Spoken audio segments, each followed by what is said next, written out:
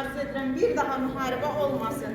Və siz şagirdlərinizə müharibənin ağacısını deyil, qələbənin, zəfərinin müjdəsindən bəhs edəsiniz inşallah.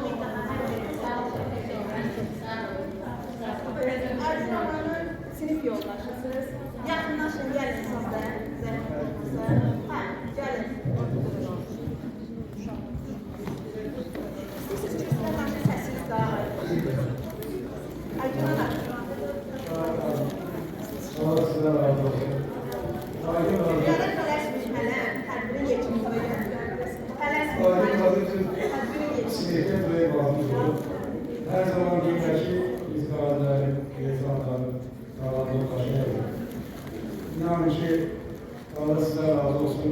Mən bu dəqiqə sizin qarşınıza baş edirəm. Böyük qazının yanında baş edirəm, sizin qarşınıza baş edirəm. Siz bu tədbirə gəlmişsiniz, Akif Qazının olduğu tədbirə. Tazəddin kimdir? Tazəddin məni döyüş bölgəsindən yaralandı. Tazəddin məni 5 kilometre məsafədən çıxarıb həkim maşını vurdu. Tazəddin Leyli oldu, Vətən oldu idi. İyi Qərəban oldu idi. Nə Türkiye'de mühazir